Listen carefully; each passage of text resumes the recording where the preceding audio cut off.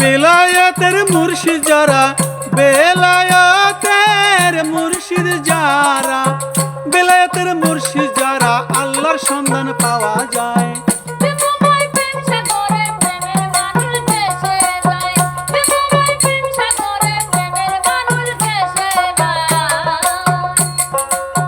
আল্লাহর নাম কি লইয়া আমি শুরু করে যাই, এক বুজুর্গ ব্যক্তি তার কথা বলতে হয়।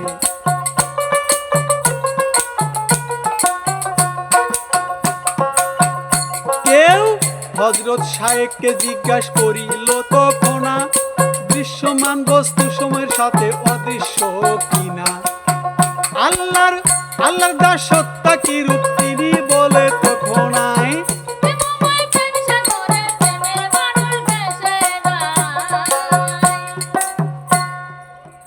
মহান সত্তার কোনো সদৃশ্য এবং দৃষ্টান্ত নেই। তার সত্তার তুলনা ও সদৃশ্য কেমন করে বর্ণনা করা যেতে পারে? তিনি নসিহত করে গেছেন সকল অবস্থায় আল্লাহর ইহসান স্বীকার করা, তার নিয়ামতের শুকর আদায় করতে সর্বপ্রকার নিজেকে অক্ষম মনে করা, তিনি ব্যতীত অন্য কারো কাছে আশ্রয় আবেদন না করা এবং আল্লাহ ভিন্ন অপর সকল পদার্থের দুর্বল ও শক্তিহীন বলে জানায়ের নামই হচ্ছে মারিফাত।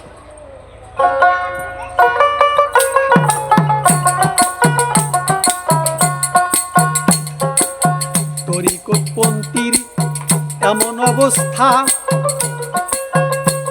যে আল্লাহ বলছেন পাক জবানে গিয়া, জমিন এত বিশাল এবং প্রশস্ত হওয়া সত্ত্বেও তরিকতপন্থীর খুবই সংকীর্ণ গিয়া, আর তাদের উপর নফসেও সংকুচিত, কেননা তারাই উভয় জগতের বাইরে কিছু একটি জগৎ অন্বেষণ করে আপনাদের বলিতে হয়।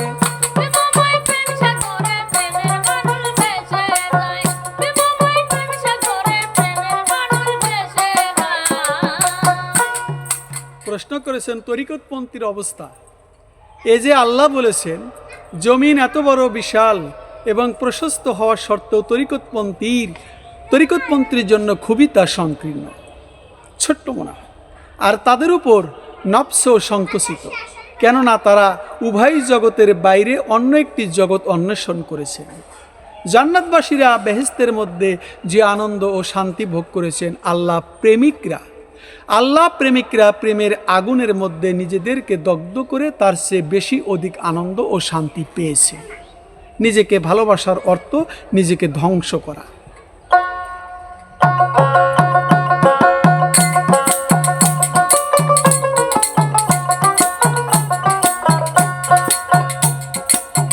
আবুল কাশেম নামে একজন আউলিয়া ছিল, এশক ও মারিফতের সম্বন্ধ জ্ঞানী গো, এশক মারুফত সম্বন্ধে জ্ঞানী ছিল, তাই সর্বদা এশক মোহাব্বতের নির্মিত হইয়া যায়। এশকের আগুনে দগ্ধ হইয়া গেছে ভাই, পরিপাকত্ব লাভ করছে আপনাদের বুঝায়।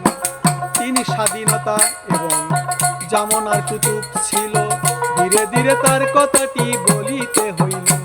তিনি অতি বড় বুজুর্গ ছিল, আপনাদেরকে বলতে হয়।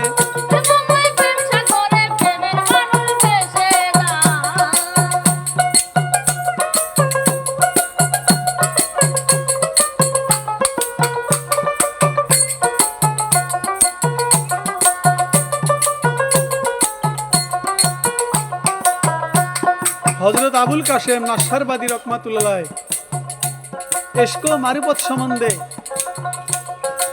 অতি জ্ঞানী ছিলেন। সর্বদা এশকে মহব্বতের দরিয়ে নিজমিত থাকতেন। এশকের আগুনে দগ্ধ হয়ে সেই পরিপক্কতা লাভ করেছিলেন।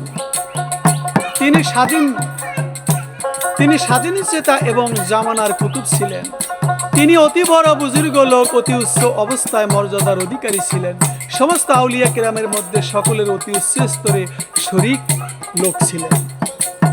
নিজের যুগে সারা বিশ্বের মধ্যে অতুলনীয় মহাপুরুষ ছিলেন। কে? আবুল কাশেম নাশারবাদী। প্রত্যেক প্রকারের ইলম প্রসিদ্ধ ছিলেন। বিশেষ করে এলেমে হাদিস, এলেমে রেওয়াতেও বহু গ্রন্থ তিনি রচনাও করেছেন।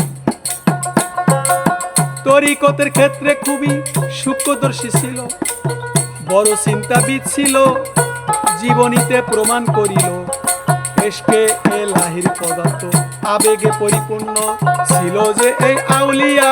বলি গো হযরত শিবলি রহমাতুল্লাহ আলাইহি পরে ফোরশানবাসীদের উস্তাদ বহু ছিলেন যে বুজুর্গ দিনের সাক্ষাৎ লাভ করেছে তখন নাই।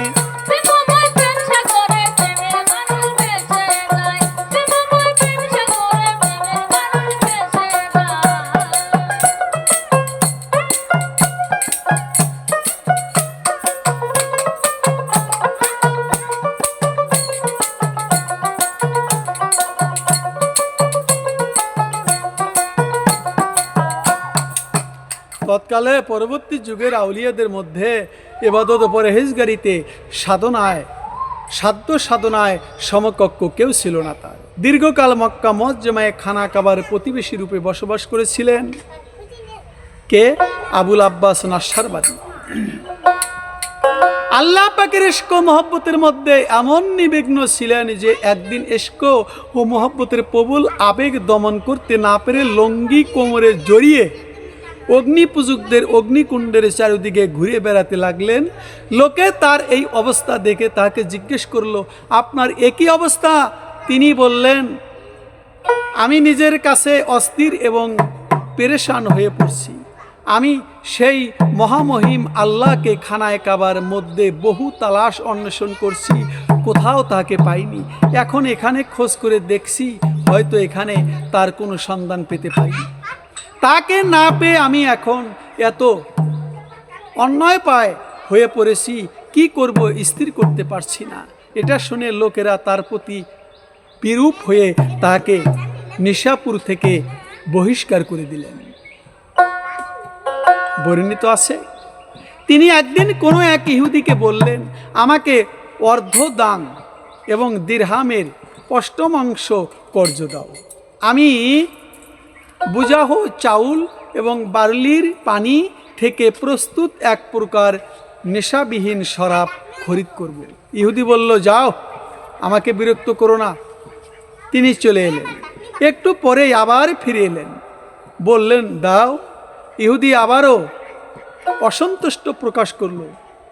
এই বুজুর্গ এবারেও ফিরে এলেন, বললেন, দাও। ইহুদি এবারেও অসন্তুষ্ট প্রকাশ করল।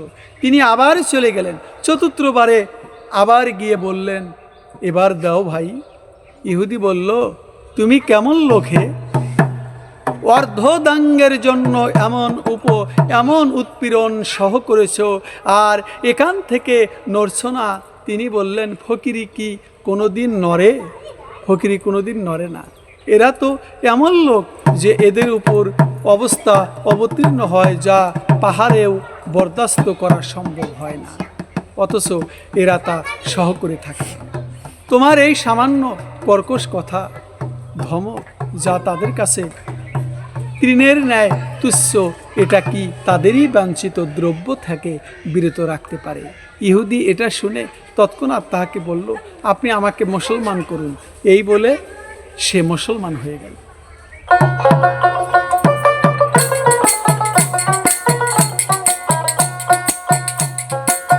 একদিন মক্কা মুআজ্জামায় কতগুলি লোককে দেখায়, তৎকালে পরস্পরায় কথাবার্তা বলছে সে, তাই কখন কি গা হইয়া যায়।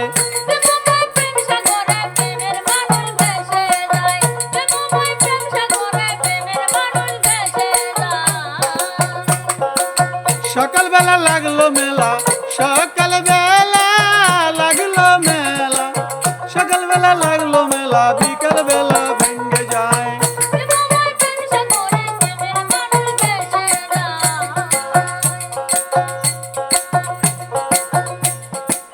মক্কা মুআজ্জামায় কতগুলো লোক দেখিল, তাই তৎকালে পরস্পর কথাবার্তা বলছে ভাই।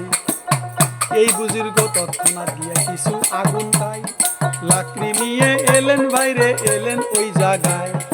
লোকে জিজ্ঞেস করে, আগুন লাকড়ি কি করিবা তুমি? তিনি বললেন কাবা ঘরকে পুড়িয়ে ফেলবো আমি।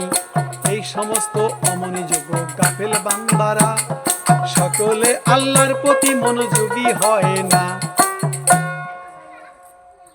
আবুল কাশেম নাসারবাদী উনি কাবা ঘরে দেখলেন মক্কা মুআজ্জামায় কিছু লোক তওয়াফ করতেছে, তওয়াফ করে পরস্পর কথাবার্তা বলতেছে। তিনি তৎক্ষণাৎ আগুন হাতে নিয়ে লাকড়ি আগুন নিয়ে বলল আমি কাবা ঘর পুড়িয়ে দিব। বলে কেন? বলে অমনোযোগী গাফেলে বান্দারা সকলে আল্লাহর প্রতি মনোযোগী হয়ে যায়, কিন্তু এই ব্যক্তিরা কাবা ঘরে এসে কাবা ঘরের উদ্দেশ্যেই তারা তওয়াফ করতেছে, আল্লাহর উদ্দেশ্যে নয়। আল্লাহর উদ্দেশ্যে থাকলে তারা কথা বলতো না, এই জন্য কাবা ঘর পুড়িয়ে দিবে। একদিন তিনি হরম শরীফের মধ্যে খানায় কাবার পাশে বসেছিলেন। হঠাৎ খুব জোরে বাতাস বহিল, তার দৃষ্টি কাবা শরীফের গিলাফের প্রতি পতিত হলো। বাতাসের বেগে খেলাপ উঠছিল, উড়ান তার কাছে খুব পছন্দ হলো, উড়ান্ত। তিনি দাঁড়িয়ে সেই গিলাফ ধরে বলতে লাগলেন, গপ্ত আয়রানা আরুষে আর সপ্রাস দুনিয়াতে তু কেউ ও বিনা শাস্তায় বানাইস। ন্যায় সাজ্জাস প্রকাশ করছে এই দুনিয়ার মধ্যে মানুষ প্রত্যেক গাছের নিচে এবার গরম নয়।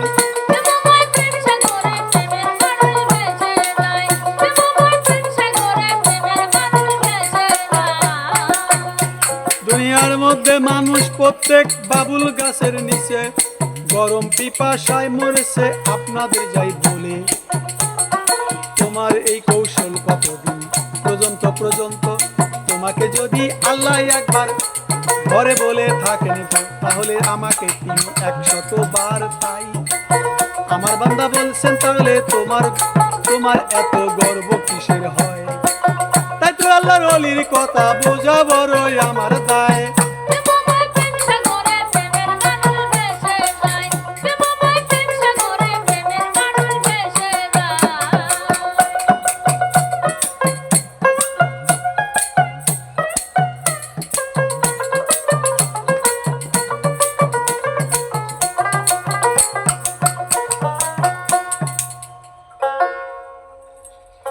হে ভাবভঙ্গিপূর্ণ উচ্চমানের দুলহান, তোমার ভিতরে গর্বের সাথে কে বসে রয়েছে?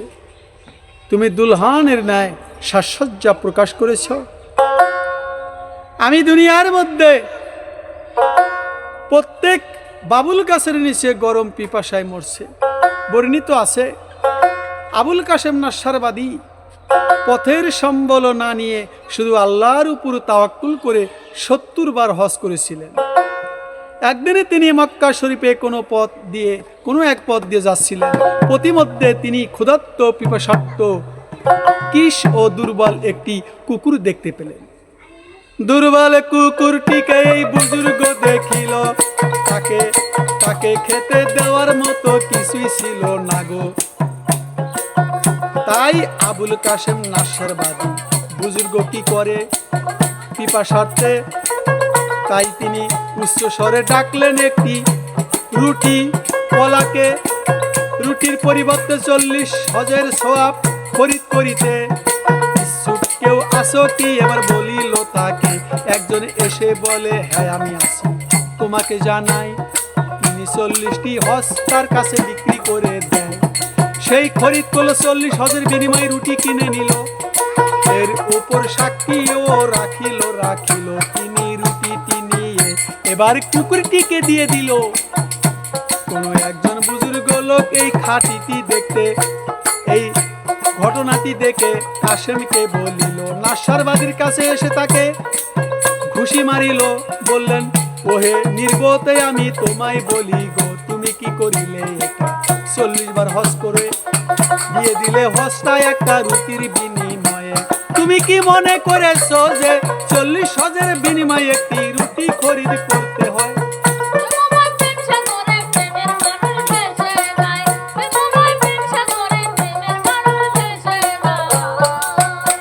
এই বুজুর্গ কুকুরটিকে ক্ষুধার্ত দেখে চিৎকার করে বলতে লাগলো, আমি 70 বার হজ করেছি, আমি 40 বার হজ করার সওয়াব দিয়ে দিব একটা রুটি যদি কেউ দেয়। এক ব্যক্তি দৌড়ে এসে কয়, আমি তোমার 40 বার হজের সওয়াব আমাকে দিয়ে দাও, আমি তোমাকে একটি রুটি দেব। রুটিটি যখন নিলেন, এক লোক দৌড়াইয়া ঘটনাটি দৌড়ে এসে মুখে ঘুষি মারলেন, বললেন, ওহে নির্বোধ, তুমি কি করলে? তুমি কি মনে করেছো যে 40 হজের বিনিময়ে একটি রুটি খরিদ করে একটা বড় কাজ করে ফেলেছো? যে বুজুর্গ লোকটি তোমার কাছে একটি রুটি নিল, আর তুমি 40 হজের সওয়াবের বিনিময়ে রুটি নিল। ওরে নির্বোধ, একটু চিন্তা করে দেখো, 2টি গমের বীজের বিনিময়ে তোমার পিতা হজরতে আদম 8টি জান্নাতি তো বিক্রয় করে ফেলেছিল। বলে কিভাবে? বলে আদম আলাইহিস সালাম আমাদের পিতা, গন্ধম বৃক্ষের ফল, এই ফলের জন্য 8টা বেহেশত সেখানে তার ভাগ্যে ছিল না। 8টা বেহেশত তিনি বিক্রি হয়ে গেল, তেনার আন্ডারে ছিল না। আর এই সেই গমের বীজ, মানে যে সেই গন্ধমের বীজ বপন করার সাথে সাথে 8টা বেহেশত থেকে তাকে বের করে দেওয়া হলো। আর তুমি একটি রুটির বিনিময়ে 40 হজের সওয়াব নিতে চাও? তিনি এটা শুনে লজ্জায় মাথা নত করে ফেললেন। এরপর এক নির্জন কোণে নতমস্তকে বসে রইলেন। একবার জাবালুর রহমতের উপর আবুল কাশেম তাই ভীষণ জ্বর আসিল তাহার গায়ে ভাই। এদিকে ভীষণ গরম পড়ছিল, আপনাদের বুঝাই, আরবের গরম তো এমনি বেশি হইয়াছে তাই। পারস্য দেশে তার এক বন্ধু খেদমতে বহুদিন হয়, অবস্থা করেছিল আমি আপনাদের জানাই। এখন তিনিও হজে এসেছে, আপনাদেরকে বলতে হয়।